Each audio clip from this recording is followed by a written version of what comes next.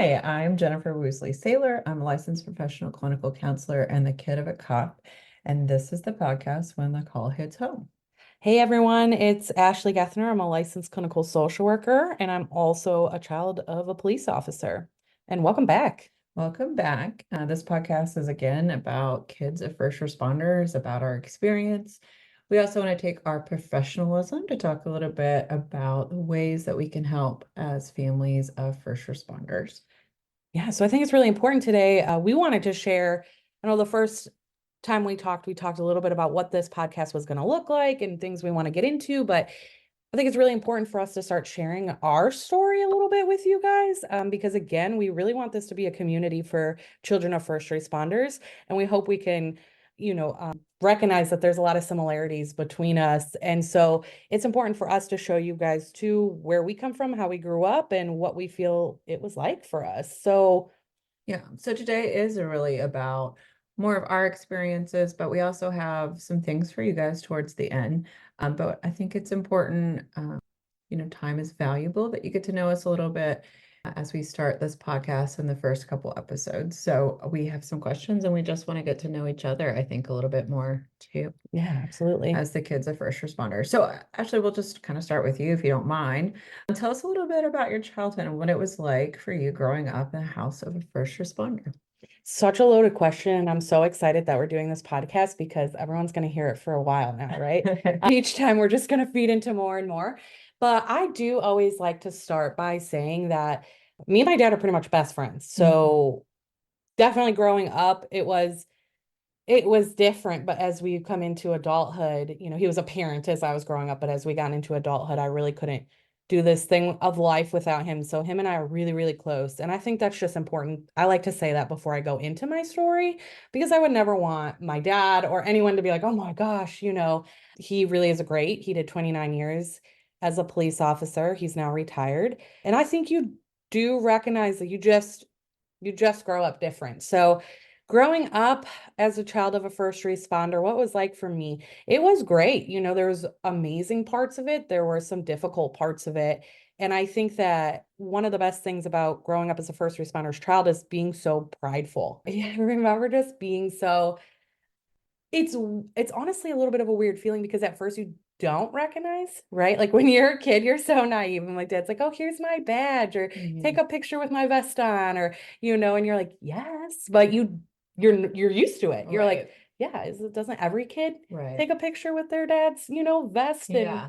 stuff like that? So it's funny because you grow up at first being like, this is normal. Right. Like isn't this what everyone does? But it's very unique and it's very something that you're prideful of once you start to recognize, oh no, this is a profession that's different. Absolutely. So there was a lot of pride to it growing up. I remember being very excited when I was younger to go with him, learn from him, do ride-alongs with him, just be exposed to it in any way. And I think though at home, it was a little bit challenging because shift work is hard. Absolutely. There for first responders, it's not the Monday through Friday, 9 to 5. Some of them have that luxury, right? Yeah, Some yeah. of them get to that place. They don't start in that place, but they No, get you to that work hard to place. get to that place. Yeah. Yeah. And so you're very much so dependent on that other parent a lot of the time. And I think that's an interesting aspect because as a child of a first responder, I feel like I had to learn like, okay, this is how mom likes things. But when dad is home, Girl, you're getting into it. yeah, Yeah. when dad is home and when he's free, I have to kind of adjust myself to Yeah. what he is looking for as well. Yeah. It's interesting that you point that out. I think I shared last time that I have gotten the honor to work with military members and their families, and that is a big cycle in deployment Mm. when a soldier leaves and the routines of the house when there's one parent and the soldier returning. And, I think it's so interesting being the kid of a first responder because our experience is so much like there's some parallels, but such on like a daily, monthly basis. So I think a little bit of my experience growing up, and I love what you said there, Ashley, just about, he is dad first. I think that I didn't have a police officer for a father. I had a father who happened to be a police officer or first responder. And I think that has to be acknowledged. And what my dad was like as a parent, and then you just get that spicy seasoning of being a first responder in the middle of it. And yeah, I think shift work is a big part of that, recognizing like, is dad going to be home for dinner tonight? Is he not?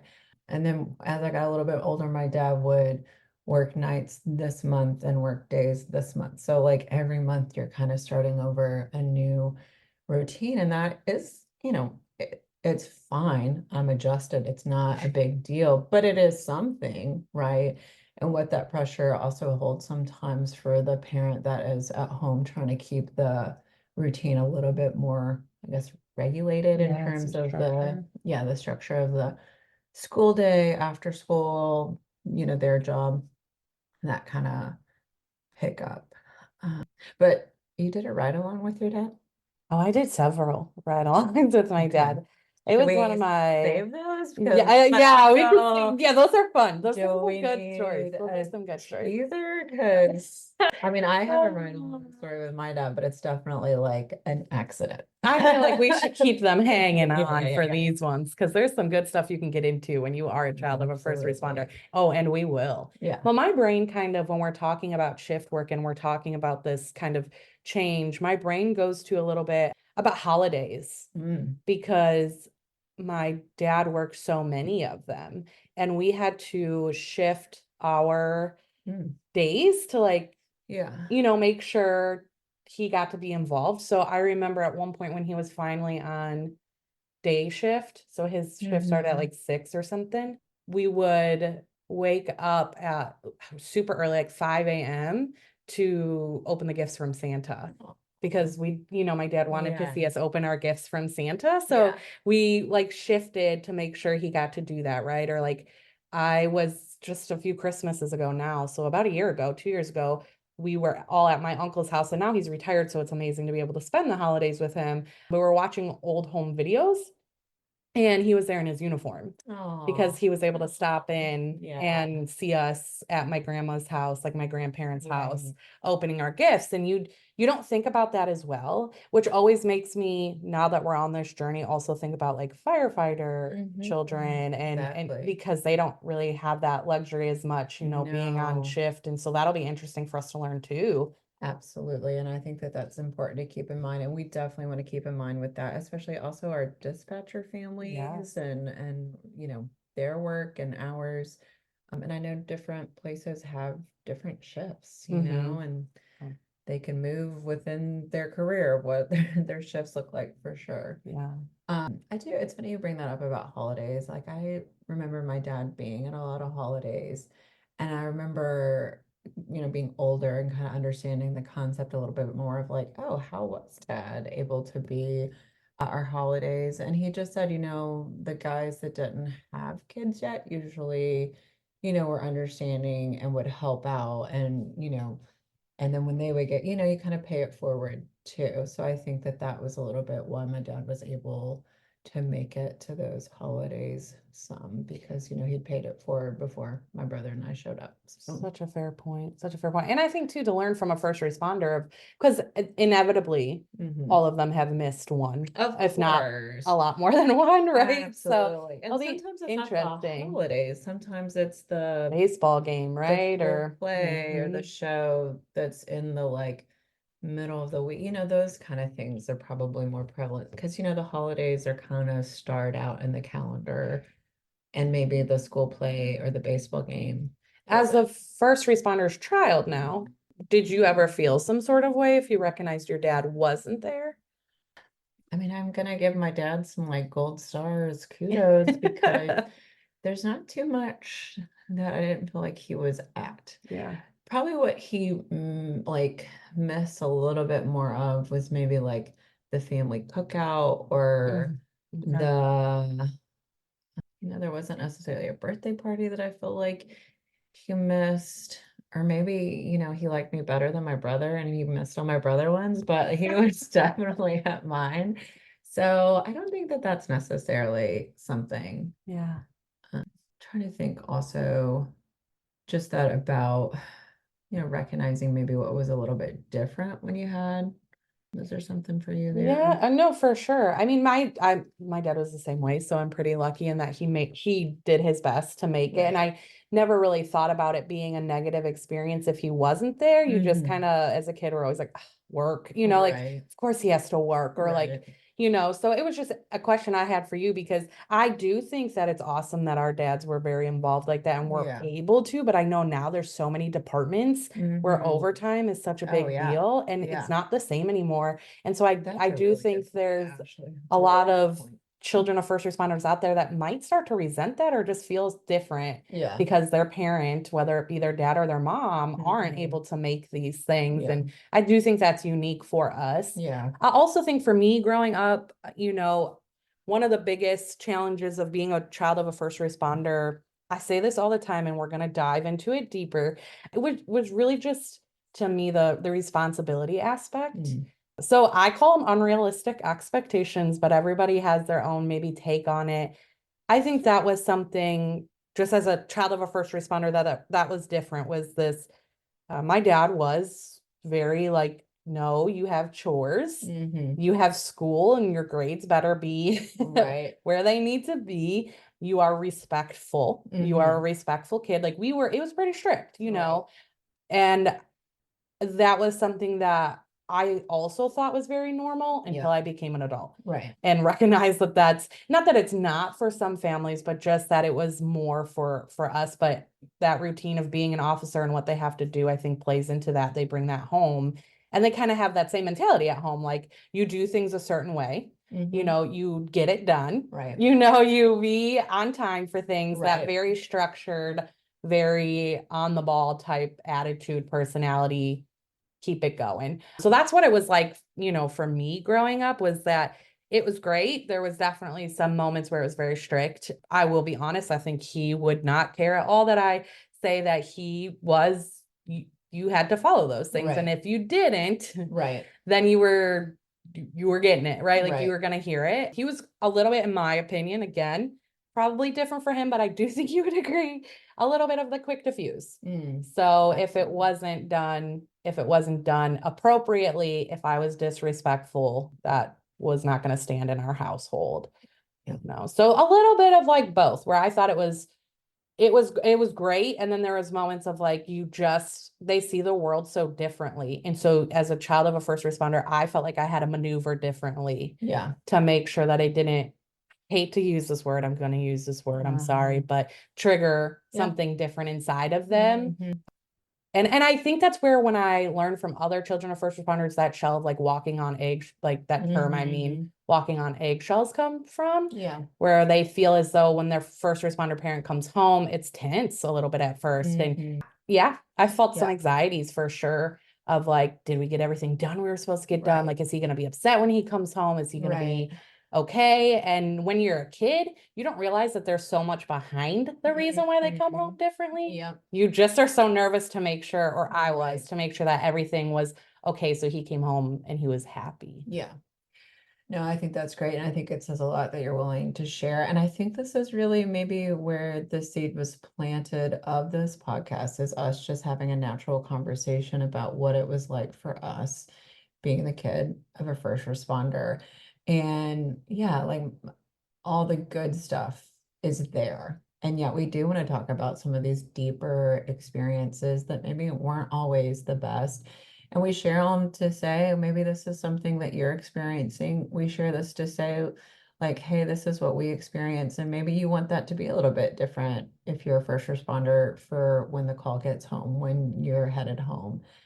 For me, it was definitely, and just to go really deep here, thinking about myself as a kid and just not knowing who was going to show up. Is it my fun-loving dad that's going to crack a joke and be silly and, ask you if you're going to the movies when you pick a wedgie because you're picking your seat? Like, just the classic dad joke. Or is it going to be somebody that's just really irritable and you just not know what's going to set them off? And as a kid, I just thought that was my dad, and he's moody and could not agree more. And that being really hard. And then now as an adult, and I'm so lucky for the opportunity to get to work with the population that I get to work with, but just recognizing, oh my gosh, what my dad had to see at his job and see people not on their best day and people be jerks. And,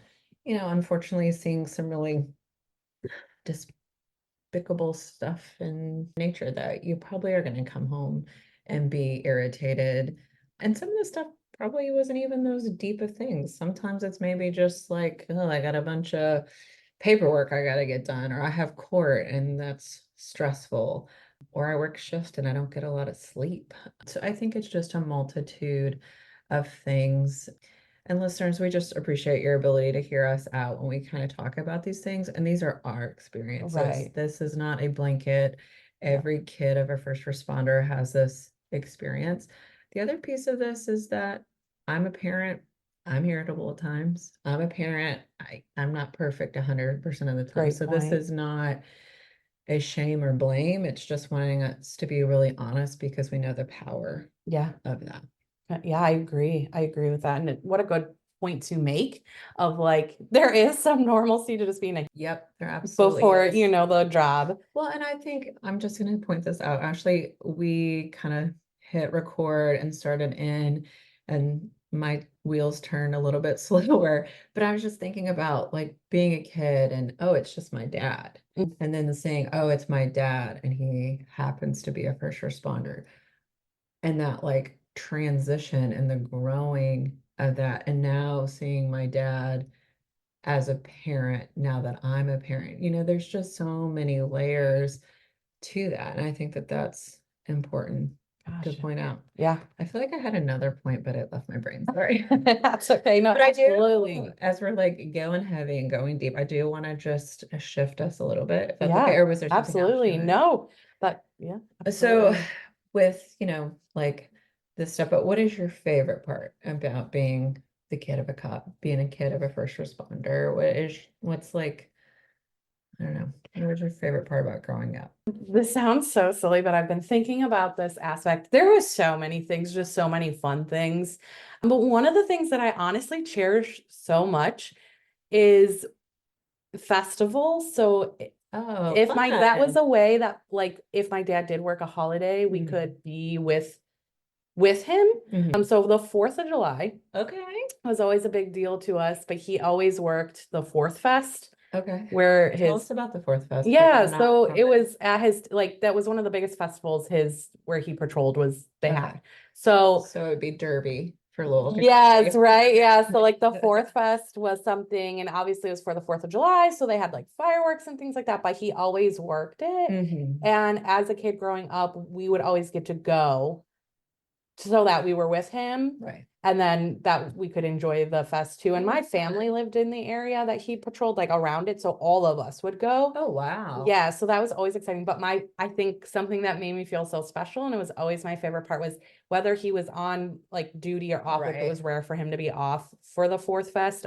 They sectioned off a piece for just the first responder families, so firefighters and Oh, police, which were like directly under. So if you were laying down, you were like directly under the fireworks show. oh, cool. And so it made me feel really special because no one else could go under there but our Yes, a family. VIP. And then my dad would be able to, during that moment of the fireworks, if nothing was Right, obviously I'm sure it is. transpiring, he was doing his job first, would be able to come with us girls and like lay down and watch the fireworks with us. Mhm. And that's something that I just will never forget. It's something that I loved. And then my sister ended up having her, like my niece, Uh-huh. and she even got to do that with him, Oh. So it's something that I just really loved. It was one of the precious memories of being like, one, I just felt special. I'm not gonna lie, Yeah. like, Well, oh, you look at should, my because dad. if you think about those sacrifices that first responder families make, like you said, with the holidays and the scheduling changes, and sometimes the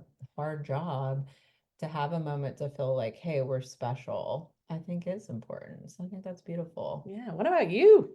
I feel like I have a couple. It's so funny you said that about like the event because I didn't get VIP to Derby as a child. Well, That didn't happen. Derby sounds intense. Like It was not. now that I've been in It's Kentucky. not a first responder's favorite time of year in Kentucky because there's a lot of work to be done with so many people coming. But I would say it's definitely though the events. Like my dad, would work off duty, and so we'd get to go to a basketball game or a football game, and things like that. I think were really special. I think my dad's connection to like the first responder community. I got to ride in a helicopter, Oh my gosh. like that kind of stuff that, we got to experience because I think of what he did. Also, like Santa was pretty Oh, baller, like he came in on a yes. fire truck Yeah. and I think that they made a point to do things special. I don't know if that happens. Well, I take that back. I know it happens today because kind of like you said, my kiddo got to experience that with Santa and them really trying to treat first responder kids, like make it extra special for them. Yeah. And then the one thing, I mean, I don't mean to be too cheesy, but I do think it's true. I think one of my favorite parts is having my dad do something so important to our community. Gosh. And, I do think it's a pretty selfless act to be a first responder. And so I think but I mean, that's much more reflective. Well, I say much more reflected. I do remember being proud of my dad when I was young. He came to school on career day when I was like in first I love grade that. and being like, that's my dad. And, I saw him in his uniform every day, but like seeing my classmates see him in his Mm-hmm. uniform and then they asked really questions about his gun. But, that's a first graders for That you. is definitely when I recognized it was different. Let me tell y'all, when friends come over and they're like, so there's a lot of guns in this house, and you're like, oh, There's guns. there's what? Oh, oh. Yeah. So, but yes, to be a little bit cheesy though, but it's very true. Like there's truth in that case. So I just threw out there. Like I was very proud of what he did and how he helped others. Absolutely. I think that's super important to recognize, right? Mm. So I think one of the biggest things here is that we not only want to share this personal side of us, but we have worked real hard to create our own careers in which we are now therapists. Mhm. And something we want to make sure we're blending in very nicely for everybody listening here is just different tools and different aspects that we find really helpful for families and specifically now first responder families. So one of the big topics that we're going to be covering is this notion of resiliency. And so Jennifer, I ask you, what is resiliency, or what would that definition look like? Well, I think that's a good question, and I think it's important to start there with, how we really want to offer something with some meat and potatoes here. Like Ashley said, not just to talk about ourselves. Yeah. But what is resiliency? Resiliency, when you really just water down, boil down definition of resiliency, it really is that, when you get knocked down, picking yourself back up. I worked at a military base and we worked with adolescents at the time. And the military loves the word resiliency, and they should because it's an incredible one. But we had this group, and with the group, we're like, okay, kids, you get to name this group. And it's a resiliency group, but you get to name it. And the kids came up with the name Rocky, the Rocky group. And I was like, Rocky, what are you talking about? And they're like, Rocky, he gets knocked down and he gets back up.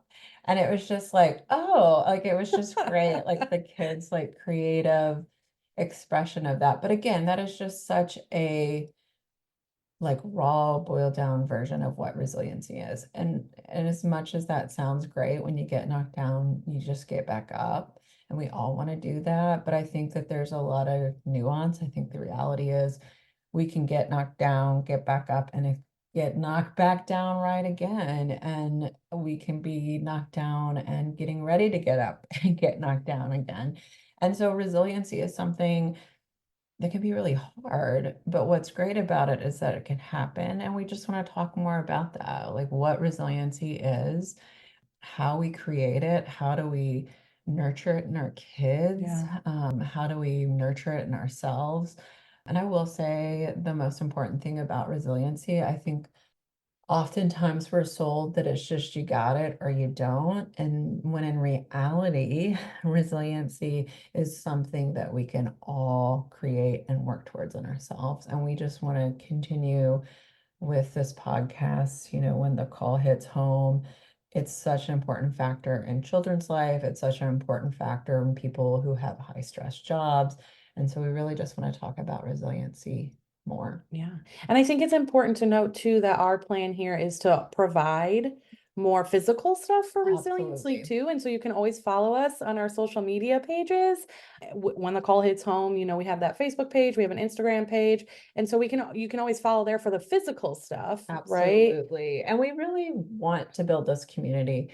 And maybe we'll talk more and as we grow, we want to hear your experiences of resiliency or what questions you have about resiliency, all those things. But we want to give you all the information we have, which I will say with both of us together, I mean, Ashley, you got a doctorate degree, so I think we have a lot to offer you.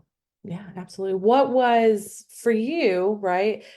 Just because we're sharing our personal stories today, I think we will get more in depth with resiliency as we progress through this podcast. But Mhm. for you, being a child of a first responder, how did you build your own resiliency, or did you have ways in which you tried to, or when you reflect upon it now, were a pretty resilient child, or what helped you be that? I I do feel very lucky that I feel like I have some resiliency skills. But I think in childhood, I have a 5-year-old and we're getting ready for kindergarten and all those kind of things. And as much as I would love to just drill him with flashcards about the alphabet, learning for children is really about play and experiential things. And I think that that's important when you think about your kids is what their experience is. And I think for me, an incredible resilient seed that was planted from my parents was gratitude. And I think gratitude is kind of a building block to resiliency. It's not the only one, but it's a part of one.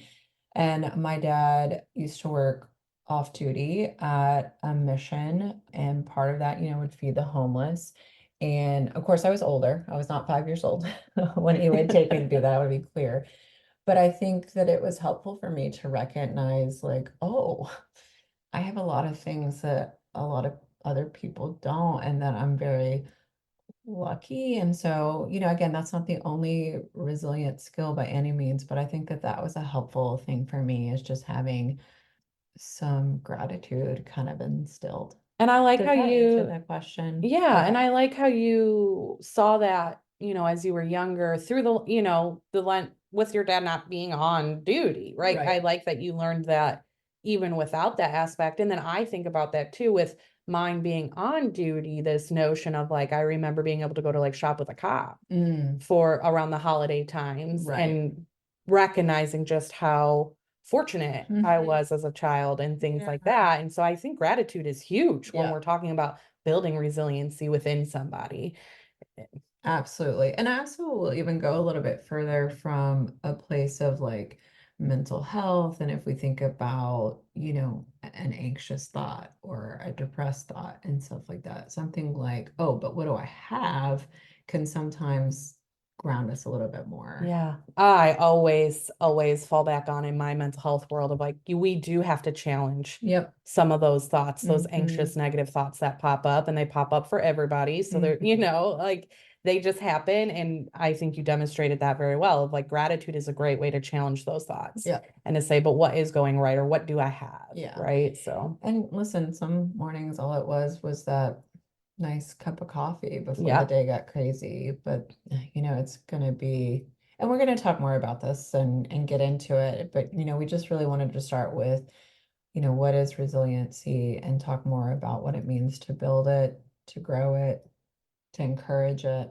Yeah, absolutely. There's going to be so many topics we're going to talk about. Yeah. So I'm really about Yeah. it. Well, but I will annoy you guys because I will talk a lot about resiliency. It's a And foundation, right? Like it it's like a is. big part of how, not only for the individuals listening, for the children of first responders listening, Right. the parent aspect, like we've talked about this so much, Jennifer, that it encompasses what we need to do to just help in general, whether Yeah. it be on the individual level or the family level, Yeah. the parenting level, right? Like Right. you need to learn resiliency. Right. Yeah, absolutely. Absolutely.